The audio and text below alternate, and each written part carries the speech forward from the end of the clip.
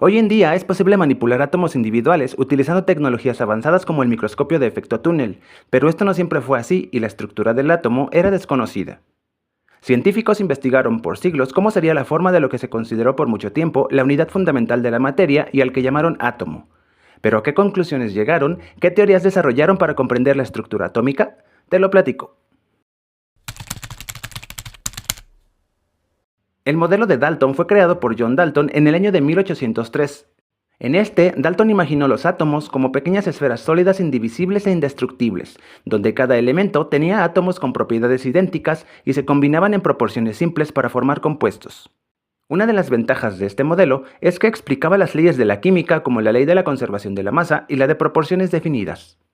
La desventaja es que no explicaba la existencia de partículas subatómicas como el electrón, aunque como argumento para Dalton podemos decir que estaba justificado, pues el electrón se descubriría casi 100 años después por Joseph Thomson.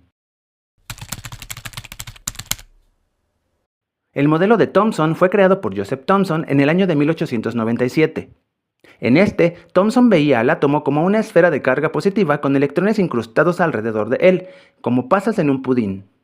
La ventaja de este modelo comparado con el de Dalton era que introducía la existencia del electrón al átomo y daba una primera explicación de este en función de cargas eléctricas.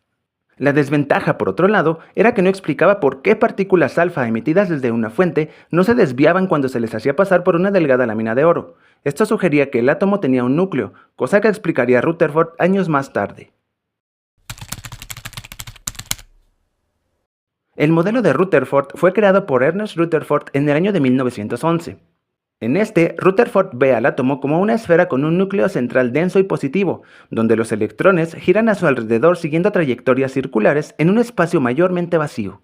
Para 1917, Rutherford confirmó la existencia del protón como parte del núcleo, y no fue sino hasta 1932 que Chadwick encontró al neutrón, concluyendo así que efectivamente el núcleo atómico se componía de estas dos entidades. La ventaja de este modelo es que explicó los resultados del experimento de la lámina de oro al justificar que la repulsión electrostática que causaba grandes desviaciones era debido a que la mayor parte del átomo era espacio vacío con un núcleo comparativamente pequeño. La desventaja era que al asumir electrones libres, predecía que los electrones podían tener cualquier valor de energía, lo que sugería que el espectro de emisión atómica debía ser continuo, no discreto. De esta manera, al perder energía los electrones, su órbita debía reducirse hasta que el electrón cayera al núcleo, lo que haría colapsar al átomo en una fracción de segundo. Pero esto no sucede porque los átomos son estables. Es decir, los electrones solo pueden tener ciertos valores de energía, lo que explicaría Niels Bohr 2 años después con su modelo del átomo. El modelo de Bohr fue creado por Niels Bohr en el año de 1913.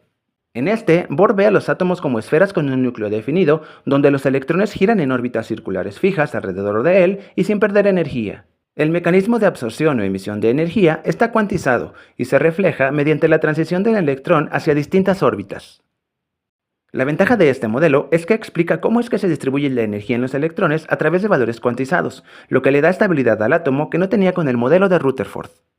La desventaja es que el modelo funciona bien solo para el ion hidrógeno y para átomos hidrogenoides de un solo electrón como el catión helio, el catión litio o el catión berilio, pero no puede predecir correctamente los espectros de elementos más complejos. Este modelo fue desarrollado por Erwin Schrödinger, Werner Heisenberg y otros físicos en el año de 1926. En este, Schrödinger ya no ve al átomo como una esfera. A diferencia de Bohr y Rutherford, ya no cree que los electrones giren alrededor del núcleo siguiendo órbitas circulares, sino que se encuentran en regiones llamadas orbitales, que son como una especie de nubes de electrones rodeando el núcleo, donde la posición de cada electrón está gobernada de manera probabilística por una función de onda, y la forma geométrica de los orbitales depende de los niveles de energía y de los números cuánticos asociados con el electrón. La ventaja de este modelo es que explica el comportamiento de átomos complejos con alta precisión usando únicamente 4 números cuánticos básicos: el número cuántico principal asociado al nivel de energía del electrón, el número cuántico azimutal que determina la forma del orbital, el número cuántico magnético que le da una orientación espacial al orbital y el número cuántico de spin, propiedad asociada a su rotación. La desventaja es que no incorpora la relatividad completamente ni las interacciones nucleares fuertes. En general, la comprensión de la estructura atómica ha pasado por una evolución fascinante, pero como te habrás dado cuenta, el futuro podría traernos nuevas y más ricas explicaciones sobre el átomo.